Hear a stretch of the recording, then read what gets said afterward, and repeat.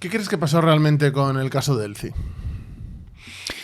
Bueno, la información que tengo con respecto a eso es que fue una operación de Estado que conocía el presidente del gobierno perfectamente, porque se nos llegó a vender la historia de que, en fin, de que era poco menos que un pequeño negocio que quería hacer Delcy Rodríguez con Aldama, pero no, aquí hay mucha amiga de fondo. Esto fue un viaje coordinado con el conocimiento de Sánchez por Ábalos siendo ministro y por el ministro del Interior, Fernando Grande Marlaska. Y mira, yo con respecto a eso, algunas de las cuestiones que te puedo comentar es que cuando aterriza la aeronave, Delcy Rodríguez estaba muy nerviosa porque ella era consciente de la prohibición que tenía de pisar suelo, en este caso suelo español, ¿no? Y Ábalos la recibe a pie de pista cuando se abre la puerta de la aeronave, le dice, baja. Ella no quería bajar, ella estaba muerta de miedo porque ella era consciente de que la podían detener, con la ley en la mano la podían detener. Empezó a alterarse, a ponerse nerviosa, le pidió a Ábalos que subiera a la aeronave, donde estaba, por cierto, Aldama, y Ábalos se llega a poner de rodillas dentro de la aeronave a decirle, por favor, tranquilízate y baja de la aeronave, ¿no? Ella no confía en Ábalos y lo que le dice es, llama a tu jefe. Tu jefe es el presidente del gobierno, Pedro Sánchez. Ábalos llama a Sánchez en presencia de Delcy Rodríguez, lo pone en manos libres y solo cuando la vicepresidenta de Nicolás Maduro escucha como el presidente del gobierno le dice no te va a pasar nada, no te vamos a detener, baja del avión. Ella baja. Ellos decían que no bajó. Bueno, pues al final sí que bajó, porque además es que la prepararon una especie como de corredor, que en fin, que eso, pues los expertos en derecho internacional privado serán los que tienen que decidir si en efecto eso fue legal o no fue legal, ¿no? Que siendo una persona que tenía prohibición de pisar suelo Schengen, pues pudo bajar de la aeronave, sí que bajó de la aeronave. De hecho, pasó la noche en una de las salas destinadas a autoridades, ¿no? En la terminal ejecutiva del aeropuerto de Barajas. Y sí que es cierto que de esa aeronave descendieron maletas. ¿Qué era lo que contenían esas maletas? Es un misterio. Yo lo desconozco. Yo lo que sí que te puedo decir es que el entorno de Delcy Rodríguez, y esto lo ha dicho el empresario Víctor de Aldama, que tiene muy buenas relaciones con Delcy Rodríguez, es que lo que había era ropa en esas maletas. Obviamente eso es algo que es muy difícil de creer, ¿no?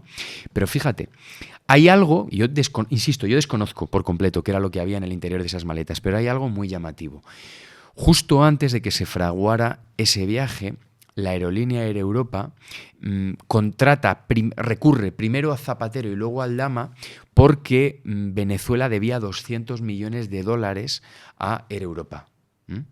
Primero recurren a Zapatero, Zapatero no lo consigue, la aerolínea recurre a Víctor de Aldama y 2 meses después de ese contrato, Víctor de Aldama percibe la remuneración, la contraprestación, por haber llevado a cabo esa gestión. Es decir, Víctor de Aldama consigue que Venezuela pagara a Air Europa esos $200 millones que se les debía, ¿no?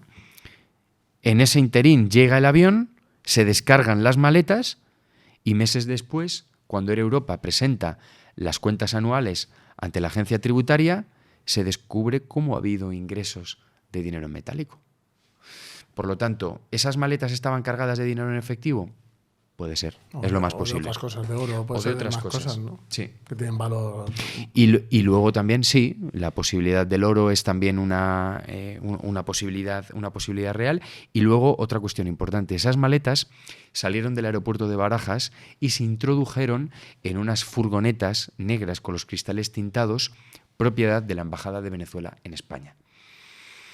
Algunas de esas furgonetas fueron a parar al interior de la Embajada de Venezuela en España y otras al domicilio de un importantísimo empresario español que no te puedo revelar el nombre. Quería también preguntarte por qué crees, para cerrar un poco lo que es, todos puesto aquí que es la Sagrada Familia, el padrino es Sánchez, un poco qué crees que va o que puede suceder con lo que la gente ya llama el presidente cadáver. Ahora se eligió aquí una foto bastante reciente, que ha pasado de ser Pedro I el Guapo a una persona consumida por el estrés o por lo que sea.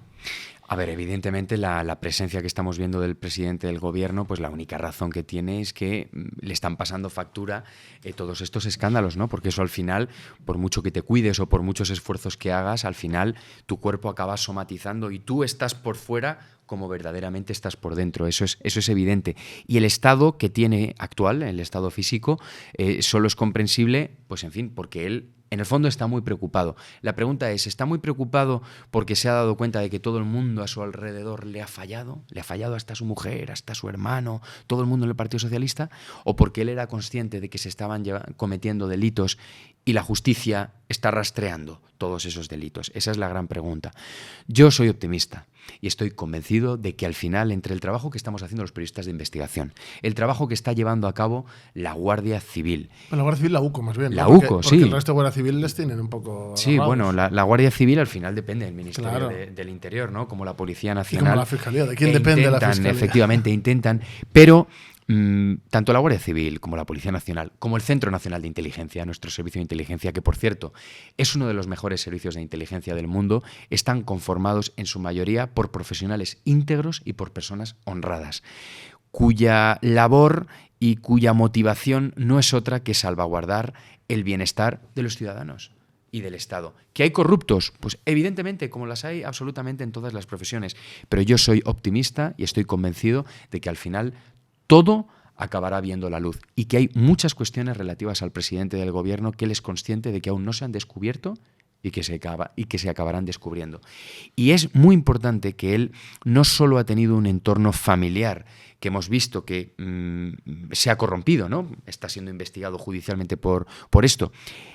Pedro Sánchez ha llegado hasta donde ha llegado porque ha tenido una serie de pues personas afines dentro del Partido Socialista que le apoyaron en sus momentos duros y que Sánchez les ha devuelto premiándoles esa fidelidad. Es lo que yo llamo en el libro la familia del Partido Socialista, que por acabar pues de una manera anecdótica yo recojo ahí un batiburrillo de beneficios de personas conocidas como por ejemplo Ábalos, donde cuento, acuérdate, la famosa historia de Perú, ¿no? Nosotros en el debate hace 8 meses descubrimos que Ábalos era propietario de un inmueble en Perú que se había... Un señor inmueble, ¿no? Sí, de 900 metros cuadrados que se había construido con fondos públicos, fondos benéficos, que lo había puesto a su nombre. Fue muy gracioso, ¿no? Porque yo fui para allá, para Perú. Estuve 2 semanas investigando el asunto y volví con las fotografías de la vivienda y con la documentación que acreditaba que él era el propietario. Y él salió en televisión diciendo, la fantasía es tremenda. Y al día siguiente la Guardia Civil confirmó en un informe que se le mandó al Tribunal Supremo toda la investigación que habíamos hecho en el debate. No viajes te pegas, ¿eh? No, la verdad es que sí, pero mucho trabajo. Eres el Willy Fogg del periodismo. Y aparte de Ábalos, te decía que en ese capítulo de la familia del PSOE hay también otros miembros del Partido Socialista o próximos a Sánchez que no son tan conocidos, pero que se han beneficiado también del poder. Por citarte 3 ejemplos de manera muy rápida. El marido de la actual ministra de Vivienda, que justo cuando Sánchez la ficha como portavoz del gobierno, este señor era panadero, trabajaba como panadero en un supermercado, y de la noche a la mañana, a raíz de ese nombramiento, lo ficha una empresa del IBEX 35, una energética, y le hace directivo. Esa empresa estaba a la espera de que el gobierno le autorizara una inyección de 1.625 millones de euros de fondos europeos. Cuento también cómo, por ejemplo, la pareja de Francina Armengol, la actual presidenta del Congreso de los Diputados, a raíz de que ganara la presidencia de las Islas Baleares, en fin, encabezando la candidatura del Partido Socialista, pues su pareja, que tiene unos viveros en Palma de Mallorca, empieza a recibir una lluvia de subvenciones, en concreto 1,2 millones de euros en ayudas. Viajamos a hacer la investigación y descubrimos que los viveros estaban en estado de putrefacción. Las palmeras estaban que se caían, sujetadas con cuerdas.